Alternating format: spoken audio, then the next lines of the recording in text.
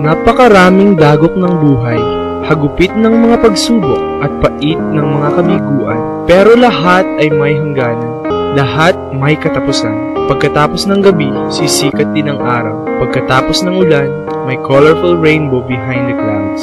Ang kailangan mo lamang ay karamay, yung tipong hahawakan ka sa iyong mga kamay. Kaya andito na ang iyong mga kasangga sa pagharap sa masalimuot na gulong ng buhay. Si DJ Kyle and DJ Bruce Hart. Dito lang sa Barangay May Binarangay. Wanted ka, sweetheart. Wanted ka, sweetheart! Wanted ka, sweetheart! Wanted ka, sweetheart! Ano yung binarin? Wanted, sweetheart. Siyempre mga kaibigan, dito na po tayo sa ating segment na to. Dito po sa ating segment na to, siyempre, as usual, tinatalakay po natin ang mga love story ng ating mga listeners na nagpadala ng kanilang mga kwento, ano? So, may reenactment po dito nagaganap, may dramatization, may portrayal, ganyan. Ano pa ba? Pwede sabihin sa ganyan. Reenactment. Yun na, reenactment. Nasabi dramatization. Hindi ko narinig eh. Yung ba narinig? Busy ako dito eh. Ano pa ba? Reenactment. Basta ganun po mga kaibigan. So, gusto lang namin na gusto ko namin na mas ma-visualize ninyo kung ano talaga nangyari. At gusto rin naman namin makita ninyo kung gaano kami ka-arte. Ikaw lang. Ako'y natural lang yun. Natural lang talaga, pero hindi maarte. Hindi maarte.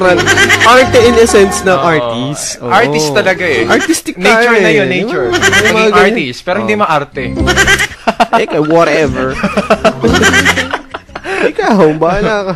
Basta artistic in the sense na yung bang basta alam na nila yun. Okay, so ito na po mga kaibigan, ating letter sender coming from Marco. Lalaki pa sumulat ngayon, lalaki pa nagko-complain patungkol sa kanyang terrible, insecure girlfriend. Aba? Talagang insecure siya. Bakit naman? Terrible, insecure GF. Di Kastila.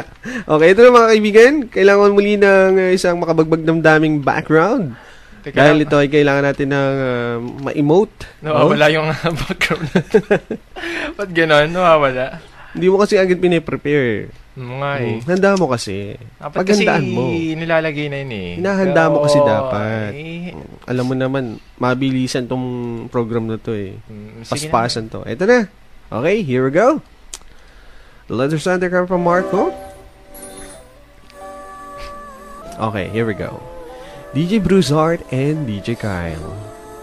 Sobrang bigat po ng kalooban ko at wala akong napagdiskitahan, kundi ang ballpen at papel at isinulat ang nararamdaman ng puso ko. Alam niyo po, matapos kong sulatin, naisip ko na ipadala sa inyo. Ang kwento po ay ganito. Ganito po ang kwento. Ako po si Marco. May GF na super silosa na ang pangalan po ay Vanessa. Eksena po mga kaibigan, ganito po ang nangyari. Ang sabi ni Marco ay eto. Idadramatize po namin, ipoportray namin, i-re-enact po namin sa inyo. Lights, camera, action is... And now we're pleased to bring you our feature presentation. Due to some violent content, parental discretion is advised. Ay, Vanessa. Ay, okay na ba? Tapos na ba ang klase mo? Ay, ayos naman. No, tapos na. O, kamusta naman? Mataas ba ang grades mo ngayon? Siyempre naman, ako pa. Ako naman bida lagi sa aming klase. Oo. Mabuti naman kung gano'n. Ay, kapit ka mabuti ha. Oo nga eh. Ang hangin. Nasarap na ng malakas ang hangin. I can feel the air in my head. Ay! Ba't nasira? Ano ba yan? Tumigil. Ba't tumigil? Tumigil yung motor. Ano Ewan ko bakit. Hindi ko alam kung ano nangyari eh. Teka, sandali at check ko muna. Ayaw talaga eh. Ayaw umandar eh. Bayan! Paano na to? Ewan ko nangyari sa motor na to. Paano na? Pasensya ka na. Kakahiya naman sa'yo. Ayan! Kumukulog na! Naku. Ay, naku. Wala na to. Ang hirap naman, nakakahiya naman sa mga tao. Pinagtitinginan tayo. Ay, ikaw lang. Ikaw nakakahiya. Sira-sirang mga motor. Ayan na! Umuulan na nga! Ikaw kasi, ayan ko naman, yun yung karesa! Dito parahin mo na! Dito tayo tumabi. Kalesa! Sure ka, Oo. sure ka, iwanan ko muna dito yung aking motorsiklo. Iwanan mo na yan, walang kwentang motor yan. Sige na nga. Sure ka, sasakay tayong kalesa? Oo na, ayun o. Ang sarap pala sumakay sa kalesa. First time ko lang makasakay. Ay, mang yan. Uy. Hindi naman. Ikaw naman, masyado ka naman. Masyado Hindi, may mang yan doon. Sabi ko, ayun. Meron. Oo, namamas ko. ayun, Nung mang malapit yan. ako sa mag-Christmas. Okay, bumaba na po sila ng kalesa. Natapos na po yung eksena sa kalesa. Umuwi na po sa bahay. Basang-basa silang dalawa na umuwi ng bahay nang inihatid niya si Vanessa. Ayan, okay? Eksena po ganito mga kaibigan. Inday! Inday! Wala yata tao. Inday! Buksan mo nga to. Wala yata. Meron ka ba dyan pambukas ng pinto? Wala. Akyatin ko na kaya. Impartible ka, impartible. Matilos. Akyatin ko na Hindi kaya pwede, yung... nakasarado rin yun. Nakalak sa loob. Hindi, dati akong akyat bahay. Kaya ko yung buksan. Huwag na, hindi, meron ako dito. Meron pala ako dito susi. Kasi Hindi, may dinamita ako dito. Pasabugin nilang natin. ano ka ba? Para kang tanga. Ay, ito na. Ayan, bukas na.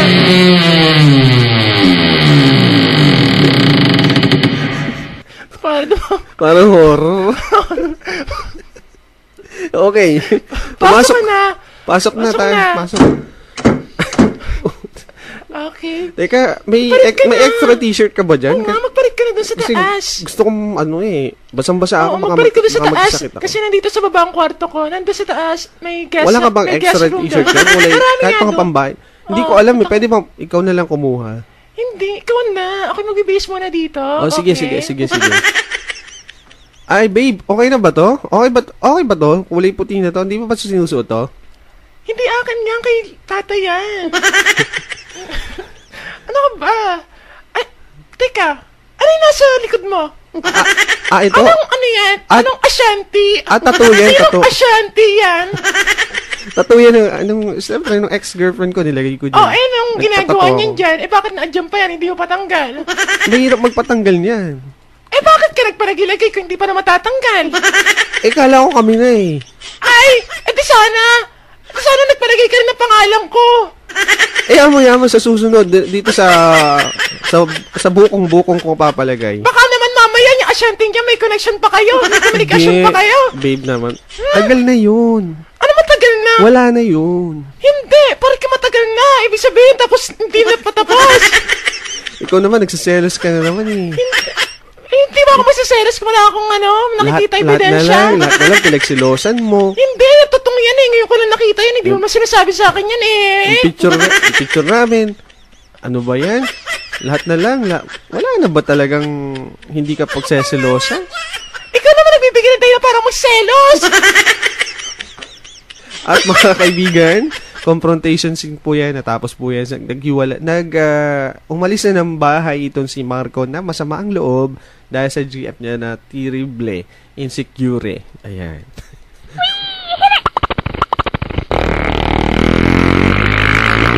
Ay, nako. Pambihira talaga yan si Vanessa na yan. Sumasakit ang ulo ko sa kanya. Lagi na lang siya nagsiselos. Manong, pakibagalan niyo naman. Sobrang bilis nyo patakbo ng tricycle. Baka para naman tayong lumilipad dyan. Abay, nakikisakay ka naman. Reklamo ka dyan. Ay, mabanggat. Kakainit ng ulo. Kainit ng ulo itong mga to. Ay, nako. At syempre mga kaibigan, eto, namasyal po ang dalawa sa mall. Okay, sa mall ang isena po ha. Eto, namasyal sila Vanessa and Marco sa mall. At hindi sinasadya, nagkita ang ex ni Marco. At si Marco at si Vanessa. Eksena po, ganito mga kaibigan nangyari. Ang sabi ni Marco ay ganito. Marco, to? Doon sa may mga doon tayo sa may fountain. Magtitingin ako ng sapatos muna. Sapatos? Ang dami mo ng shoes ha. Hindi pa, kulang pa yun. Kulang pa yung collection ko. Gusto ko 1,000. 999 pa lang yun eh. Ano kasi Imelda? Ano ka ba? Kay Imelda, kulang pa yun oh.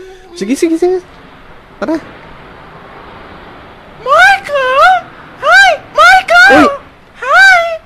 Oy, kamusta ka na? Ayos lang ako, ikaw? Si Ash. Etong girlfriend ko, si Vanessa. Kasi Vanessa, sino ka? Ako si Gloria, hi, Vanessa, that's right? Yes, Oo. oo nga. Bakit ang pangalan mo, Uy, bakit mo? Ano nangyayari? Sino nangyayari dyan? Ay, ikaw naman! Patatawa ka naman talaga, Vanessa! Alam nyo, kayong dalawa, masyado kayong Ay, nako! Marco, tayo na! Ay, ikaw naman, Gloria, at sandali lang kakausapin ko naman itong boyfriend mo, ha? Wait lang, alika, Marco! Sige, Tayo Ash. dito. Ay, nako, bilisan mo, Marco, dyan na! Bilisan mo! Ash, anong balita? Ay, ganito kasi! Invite kita bukas kasi ikakasal na ako! Ay, Talaga? Oo! Wow, galing. Excellent. Kakasal ka na? Ito nga pala yung aking invitation. Okay. So, nangyari? Ang sabi? Marika! Ikaw malanting babae ka? Anong pinibigay-bigay mo sa boyfriend ko? Ha? Ikaw talaga? Bumuka ka? Magtigil. Vanessa, ano kaya? Ikaw! Ano yan? Ano ba, Vanessa? Tama na! Vanessa, Hindi lang! Loka! sobra ka talaga, Vanessa. Ginulpi mo yung tao. Sana, Marika. Ginulpi mo? Para dito! Alis na tayo yan! Ay, ginulpi mo. Ay, Kikilitan ko na lang yan! Hindi ka maalis yan! Kikilitan ko yan! ay, halos patay na. Marco! Alam mo, Marco, ikakasal pa ako bukas. Pinagbuka ko ng girlfriend mo. alam mo, Vanessa. Aalis na ako. Alam mo, Vanessa, sobra to, ha. Ayoko na, hindi ko na kaya ang pagiging insecure at selosa mo. Ang landi-landi na babaeng yan. Gloria pa naman ang pangalan. Ikakasal na siya, kaya siya, Hindi kaya kami naniniwala. nag-uusap. Ano yung kakasal-kasal? Aka na yung binigay niya sa'yo. Ang ingay mo, ha? Naririndi ako sa'yo. Aka na. So, Ano yan? okay. Invitation card pala. Ay. Alam mo, Vanessa, sobra na.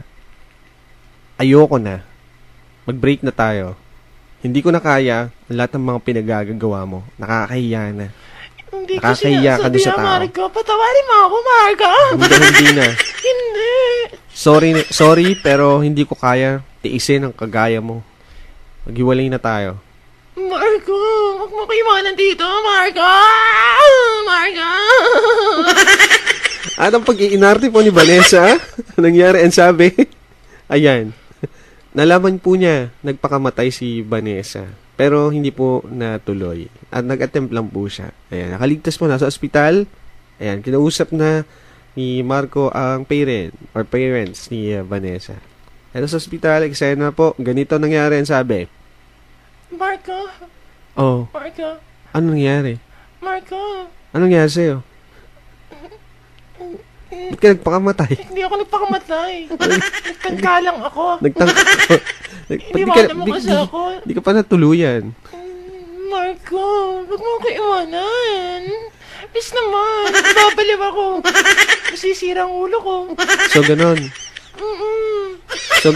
Binablockmail mo ako kapag hindi tayo nagkatuluyan, papakamatay ka. Talaga papakamatay ako. Papatay ko pati kapitbahay nyo. So, sisisihin mo pa ako. Ganon yun. Ikaw ang sisisihin nila pag ako'y namatay. Ay, Kaya wag mo ako iwanan, Marco. Please. ay mga kuya, sobrang bigat po talaga ng aking nararamdaman sa oras na idiyon. At kaya naman, naisip ko sumulat sa inyo at itanong kung anong masasabi niyo sa aking problema. Pakisagot naman po. Marco. Marco Italiano, hey Marco! Ang gwapo mo, Marco. Ang gwapo mo, Marco! Dalawa, hindi lang dalawa. Dami, nagkakagulo sa'yo. Ang gagawin, hirap ako. Hirap. Ang hirap ng ganyang buhay, no? Oh, Ang hirap may talaga. asid ako sa Nakaka-relate. girlfriend. Nakaka-relate ka? Nakaka-relate ka? Hindi ako nakaka-relate. Ako? Hindi. Wala naman dapat ikaw. Wala pa magpapakamatay sa akin. Wala pa, no? Asa pa. At saka wag masama po yun. Sige. Okay, may mga ano sa inyo. Yeah. Sige, may mga reaction ba? Ay, hi nga pala kay Lovely Joy. Ayan, sabi ni silang kaibigan. And sabi ni Ms. E, daig ko pa ang nanonood ng Korean novela. Wagas kong maka-arte si Ateng. At wagas din kong makapagsabi ng tanga. ng tanga daw. Ayan, daig. Ayan, okay. And DJ, gandang umaga po. Mamatay na ako, kakatawa sa inyo. Ganda naman. It's real life. Yan. DJ, bagay po sa inyo ang maging girl. Hey.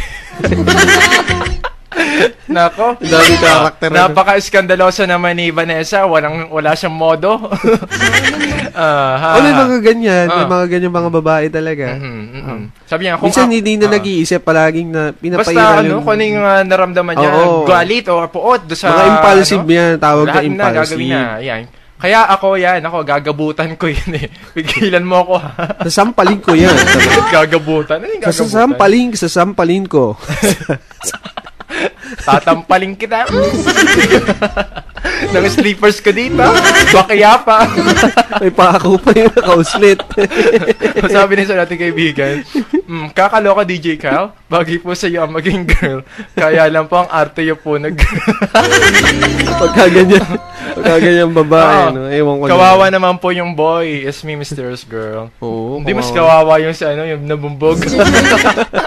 Halos patay na lang iniwan. Halos nga, grabe, ano? Nang-i-invite lamang, ano? Nabumbog pa. Ay, I can't imagine kung halimbawa ako may karelasyon na ganyan, ano? Ano gagawin niya? Anong tendency niya pag ganyan? Mas malamang sa akin, ayun nga. Pero kung talaga nagmamahal ka, meron kasi mga taong gano'n na hanggang sa umidad sila, nagkaroon na sila ng 3 anak. Nakita ko na... Siloso. Oo, siloso yung babae. At bukod nun, talagang kung magsalita yung babae, walang habas. Di ba? Parang sakit-sakit niya magsalita. Oo. Parang hindi niya... Tapos pinapahiya niya yung asawa niya sa harapan ng maraming tao. Hindi niya iniintindi yung nararamdaman ng kanyang asawa. Basta may boss niya naman yung kanyang nararamdaman. Ang tawag dyan mga difficult people. Ayan. Kasama sila sa mga... Kala ko lalim na sasabihin. Ay nako, nakakatawa talaga si DJ Kyle. At yung kinanta nyo, kanina paborito yata yun ni Linlin. Linlin. And parang no other woman lamang. Go Kuya Kyle, ang galing-galing naman. Naman, maging Ann Curtis. Simple right girl. Yan, another one. Mamamatay kami sa katatawa dito, mga DJ. Ang galing nyo talaga umarte. Si DJ Cal, para lang, ibigay na. Ang sabi nila, si Bakla at si Broussard. Si Bakla, si Broussard. Oo nga, nako, ito, sapal na mag-asawa, sampal na mag-asawa nga abutin nyon sa akin. Mag-asawa sampal. Oo, sabi niya dito pang isapal kulang ng at magpinsan suntok. Magpinsan suntok. At may magkapatid na kurot. Ganon. Sa sa singit yan. Yung mamumula talaga. Kaya nga, ginagawa namin lahat para mabigyan kasiyahan. Iba lahat na nga binababa na nga namin ang aming dignidad. Engineer pa naman. Grabe, Tapos mamaya, teacher neta ng ama. Ganon? Ina. Ay, okay. Ano ang ating sunod na gagawin? Professor. Ayan. Okay lang, magselos ka kung may ganda ka Ateng at meron ka talagang reason na inarte. Ayun sabi ni Miss Gino. Arte, kapakamatay. Grabe sakit ng tiyan ko, kakatawa. Masisiraan ako ng ulo sa inyo.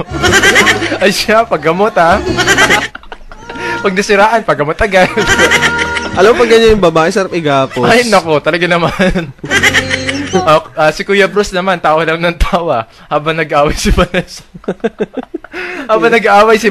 At si Gloria. Wala, nagtawa lamang. Ganda niya manood. Parang yung nabalita ka na sa TV, may mga nag-aaway na babae, yung mga lalaki. Wala, panood lamang. Binibidyahan pa. Parang nanonood lamang doon ng telenovela.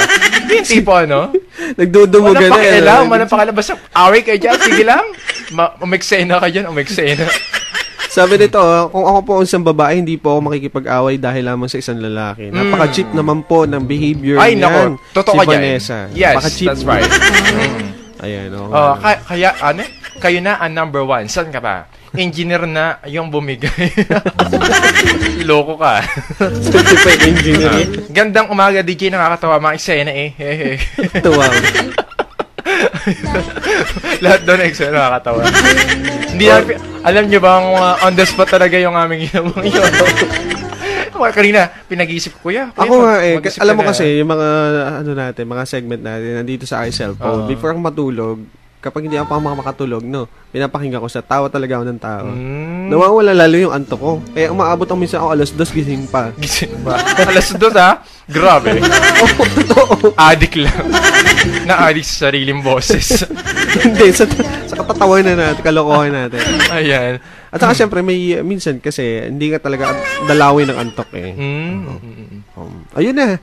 Ano pa? Ano pang masasabi natin dyan? Wala na masabi. So, advice mo dyan kay Marco, parang, kung ikaw halimbawa ma-advise mo sa kanya, ano sasabihin mo sa kanya? Kung ako sa'yo, hiwalay mo na yan. Agad-agad.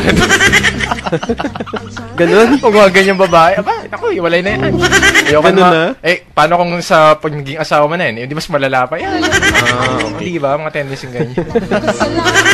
Hiwalay agad. Hindi, para sa akin ganito. Sige. Sa ako naman. Joke lang naman yun. Joke lang naman yun sa'yo. Sa akin, gusto ko magseryoso ngayon. Sige. Kasi seryoso yung problema ng tao. Okay, whatever. Ganito, Marco. Sa akin lang, mas dapat mong tingnan yung girlfriend mo sa mas malalim na anggulo ng pagkatao niya. Hanapin mo kung ano ang pinagmumulan ng pagsiselos niya. At kung ano yon, wag mo nang gawin. Ibig sabihin, wag kang magpasaway. Dapat aware ka rin sa kanya kung ano yung mga tendencies niya.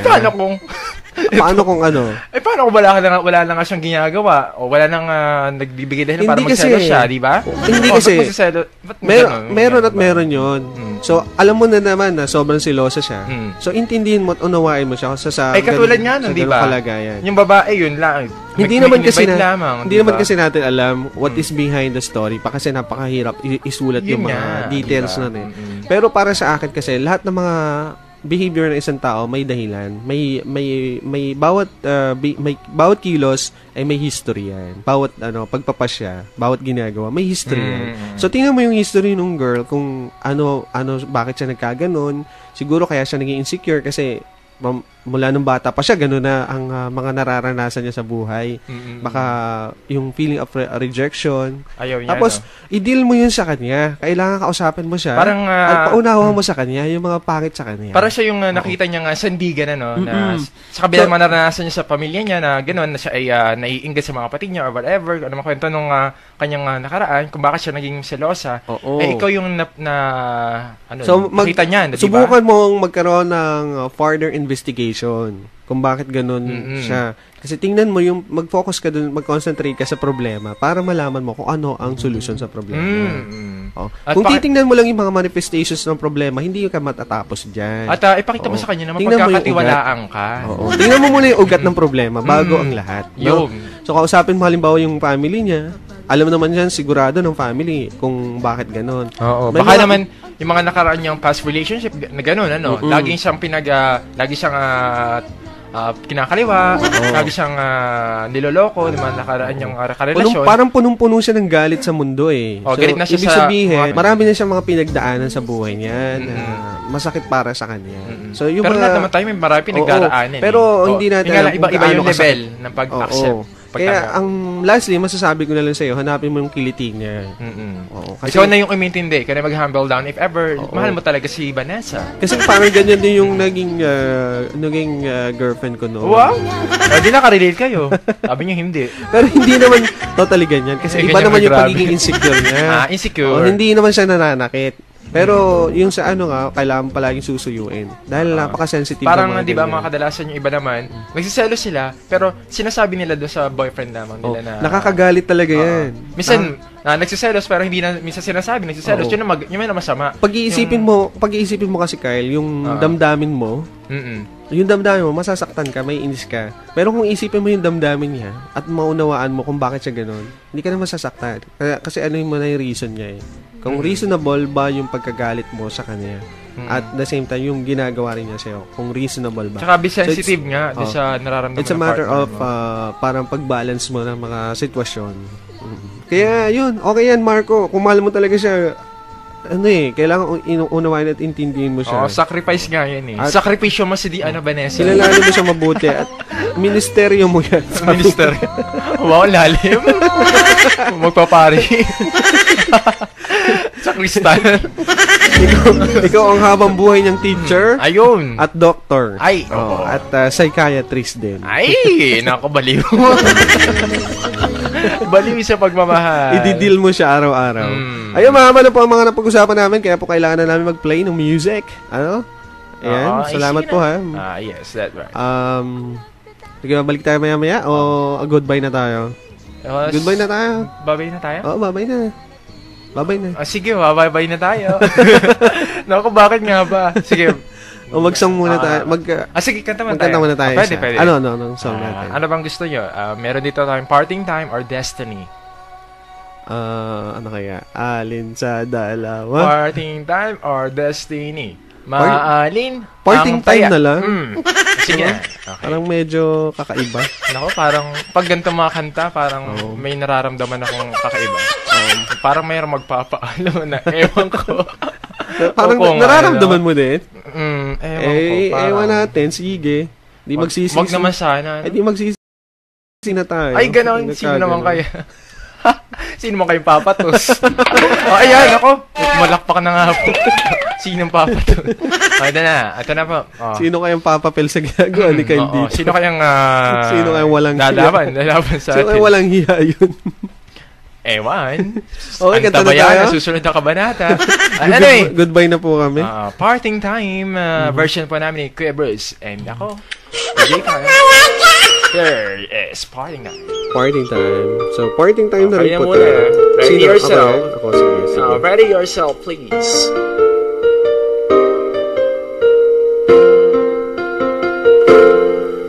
I remember the days when you're here with me, those laughter and tears we shared for years. Memories that we had for so long. That's DJ Kyle.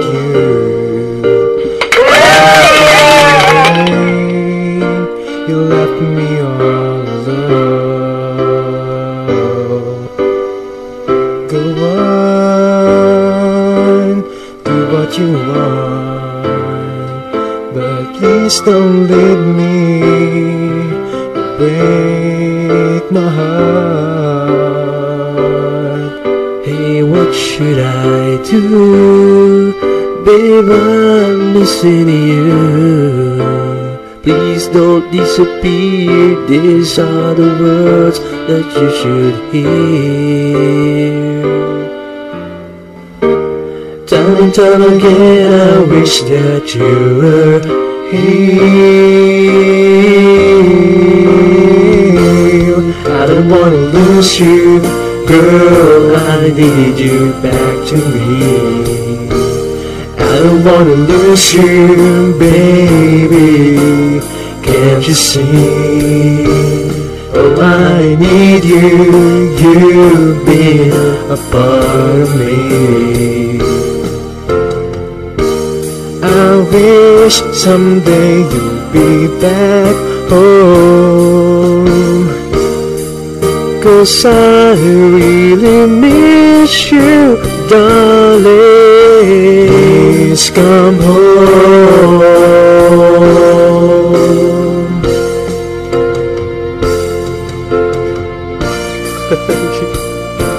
Natawa ako. Grabe. Darling na darling talaga. Darling, I love you. Oy, kanina yan. Asan ka man? Ito na. Ay, hindi pa. Hindi mo pala. Okay. Malapit na. I wish someday you'll be back home. 'cause I really miss you, darling. Please come home.